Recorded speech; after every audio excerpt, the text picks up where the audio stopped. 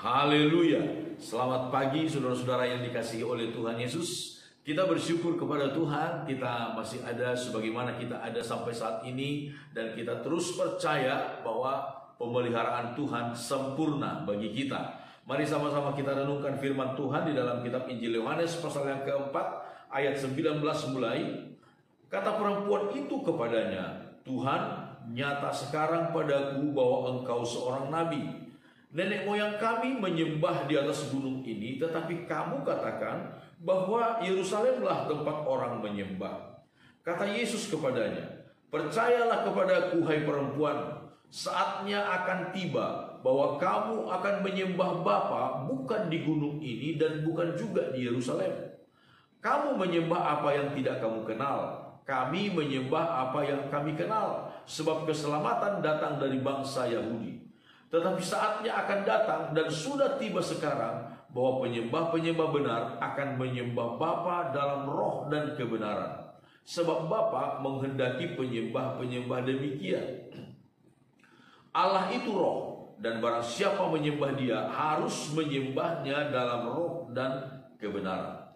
Saudara-saudara yang dikasihi oleh Tuhan, sekali lagi saya katakan kepada kita bahwa Yesus mengatakan ini perubahan atau revolusi secara mendadak, secara cepat, secara besar-besaran dalam ibadah kepada Tuhan, bukan kepada para imam, baik imam-imam yang ada di Yerusalem maupun imam-imam yang ada di Samaria, yang ada di Betel dan di daerah Dan itu yang dibuat oleh Raja Israel yang pertama. Bukan kepada para penyelenggara ibadah, bukan kepada para ahli Taurat, orang-orang Farisi yang seharusnya mereka sangat jauh lebih paham tentang tata ibadah yang baik dan benar. Tetapi justru Yesus sampaikan kepada seorang perempuan Samaria. Kita percaya bahwa Tuhan memiliki maksud yang indah dalam kehidupan setiap orang. Saudara-saudara, di sini kita melihat satu perubahan yang sangat mendasar dari pola ibadah yang selama ini dilakukan oleh orang Israel maupun orang Yahudi. Orang Yahudi selalu berkata Yerusalemlah adalah tempat ibadah, Yerusalem. Sedangkan orang Samaria berkata di gunung ini, di daerah Betel dan di daerah Dan, disitulah orang menyembah. Tapi Yesus memberikan satu pengajaran yang baru, bahwa sudah tiba sekarang orang menyembah Bapa bukan lagi berorientasi kepada tempat, tetapi disebutkan Bapa menghendaki orang yang menyembah Dia dalam roh dan kebenaran. Saudara-saudara, kita tidak boleh salah paham dengan hal ini.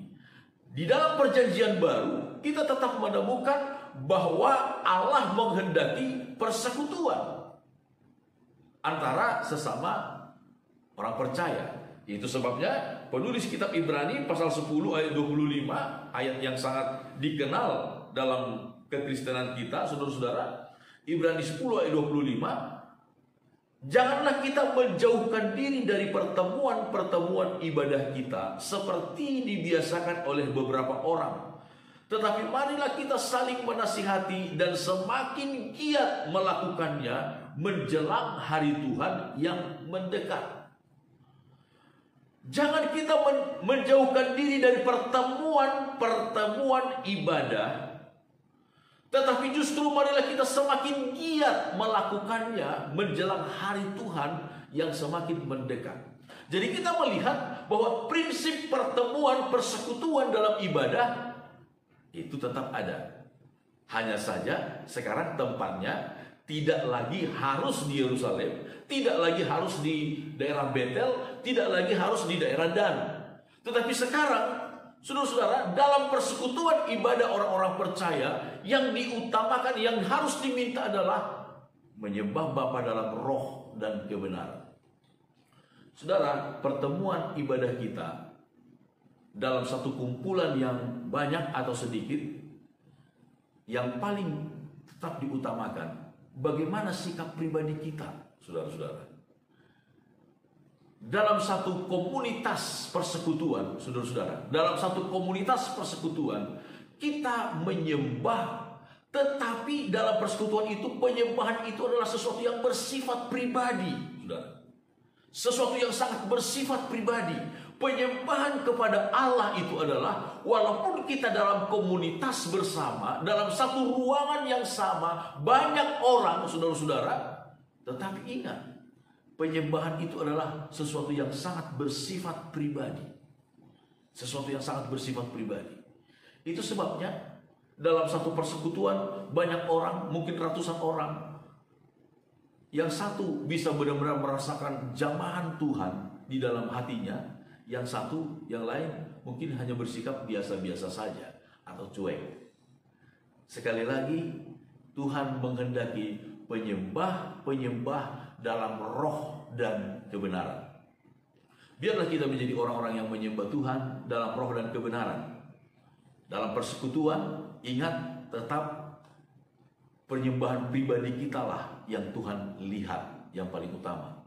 Sikap pribadi kita, penyembahan pribadi kita, ketundukan pribadi kita kepada Tuhan dan firman-Nya, itulah yang paling utama dilihat oleh Tuhan. Amin. Tuhan memberkati kita.